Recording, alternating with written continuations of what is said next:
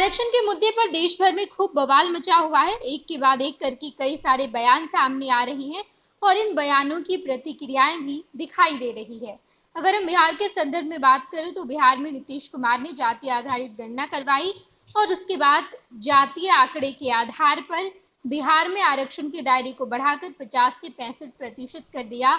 लेकिन बीते दिन पटना हाईकोर्ट ने इस पूरे बढ़ाए गए आरक्षण के दायरे को रद्द किया और उसके बाद नीतीश कुमार ने सुप्रीम कोर्ट का दरवाजा खटखटाया है। लेकिन न केवल बिहार बल्कि पूरे देश में आरक्षण प्रमुखता से सामने आ रहा है। आरक्षण के मुद्दे पर खूब बातचीत, खूब बहस हो रही है। एक वर्ग ऐसा है जो आरक्षण के खिलाफ बातें करता है, जो कहता है कि अब हमें आरक्षण की जरूरत नहीं। दूसरा लाभार्थी वर्ग यानी कि जिन्हें आरक्षण मिल रहा है वो आरक्षण के खिलाफ बातें कर रहे हैं। उनका कहना है कि जब तक इस देश में जाति रहेगी तब तक आरक्षण रहेगा। आप जाति को हटाइए, आप कहिए कि जितने निचली जाति के लोग हैं वो सामान्य वर्ग या ऊपरी जाति के लोगों के साथ घुल मिलकर रहेंगे। ऊपरी जाति वाले लोग भेदभाव नहीं करेंगे छोटे जाति वाले लोगों के साथ। ये तमाम बातें सामने आ रही है। अगर ये सब कुछ होता है देश में तो आरक्षण खत्म हो जाएगा। लेकिन इन सब के बीच दिल्ली के एक टीचर, दिल्ली के एक शिक्षक गगन प्रताप ने अपने एक्स हैंडल पर एक पोस्ट जारी किया, जिसके बाद एक्स हैंडल पर लगातार गगन प्रताप माफी मांगो ट्रेंड कर रहा है। गगन प्रताप लिखते हैं, जो अनरिजर्व्ड कैटेगरी है यानी कि जिनके पास रिजर्वेशन नहीं है, उनके साथ आने वाले भविष्य में बहुत खराब होने वाला है। गगन प्रताप ने अपने एक्स हैंडल पर एक पोस्ट जारी किया जहां पर वो लिखते हैं, भविष्य में भारत का परीक्षा पैटर्न यानी कि 2040 में क्या होगा भारत में परीक्षा का पैटर्न। तो लिखते हैं कि जो अनरिजर्व्ड कैटेगरी है उन्हें सभी प्रश्नों के उत्तर देने होंगे, जो ओबीसी कैटेगरी है उन्हें कुछ प्रश्नों के उत्तर देने होंगे। यानी कि जो अनरिजर्व्ड कैटेगरी है वो सभी प्रश्नों के उत्तर देंगे। उसके बाद जो ओबीसी वर्ग आता है वो कुछ ही प्रश्न के उत्तर देने होंगे, बाकी प्रश्न वो छोड़ सकते हैं। और उसके बाद जो एससी है यानी कि शेड्यूल कास्ट, उनके लिए प्रावधान होगा कि परीक्षा देने के लिए धन्यवाद, वो केवल परीक्षा में अपीयर हो जाएं, उन्हें उनकी नौकरी लग जाएगी। लेकिन एसटी जो होंगे उनके पास उनके लिए जो आरक्षण का दायरा होगा वो ये होगा कि आवेदन करने के लिए धन्यवाद। यानी जो शेड्यूल ट्राइब होंगे उन्हें केवल एप्लीकेशन फॉर्म भरना होगा। वो ना तो परीक्षा देने की उन्हें जरूरत है, ना ही सभी प्रश्नों के उत्तर देने की जरूरत है और ना ही बाकी कुछ काम करने की जरूरत है। आगे गगन प्रताप लिखते हैं, अगर राज्य सरकार इसी तरह केवल आरक्षण बढ़ाती रहेगी तो यही होगा। आरक्षण के अलावा हमें कुछ और भी सोचना होगा। ये बात गगन प्रताप कहते हैं। इसके अलावा अपने जो क्लासेस के दौरान भी वो लगातार इस तरीके की बातें कहते नजर आए हैं और अब कई सारे शिक्षकों ने उनके खिलाफ बातें की हैं।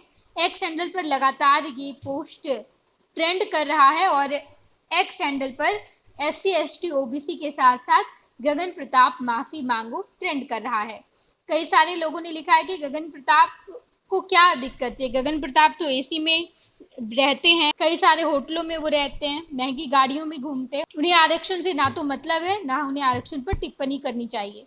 एक व्यक्ति लिखते हैं, ये शिक्षक हो ही नहीं सकता, ये राजनीति कर रहा है क्योंकि इसकी दुकान अब चल नहीं रही होगी तो सबसे आसान काम ओबीसी एससी एसटी को बदनाम करो, शर्म आ रही है कि ये मैथ पढ़ाता है। गगन प्रताप मैथ। इसके अलावा कई सारे लोग एक्स हैंडल पर आकर लिखते हैं कि आरक्षण क्या है, कैसे मिलता है, क्यों मिलता है, इन सब विषयों का अध्ययन बहुत ही जरूरी है और यदि फिर भी लपेटना है तो ईडब्ल्यूएस वालों को क्यों छोड़ते हो साहब, वो भी भिक्षाटन में मिला है। क्या मेरी ओबीसी एससी एसटी समुदाय के सभी भाइयों से अपील है कि ऐसे शिक्षक का बहिष्कार करें। इसके अलावा बाकी लोग जो हैं वो लिखते हैं कि ये जो अपने आप को सवर्ण बताते हैं, मैं उनसे एक ही बात कहना चाहूँगा कि जिस ओबीसी एससी एसटी को तुम नाली का कीड़ा, बरसाती फतिंगे और भी ना जाने क्या क्या बोल रहे हो, उनकी आबादी 85% है। अगर इक्वालिटी चाहते हो तो लाओ और जिसकी जितनी भागीदारी उसकी उतनी हिस्सेदारी। हैशटैग गगन प्रताप माफी मांगो।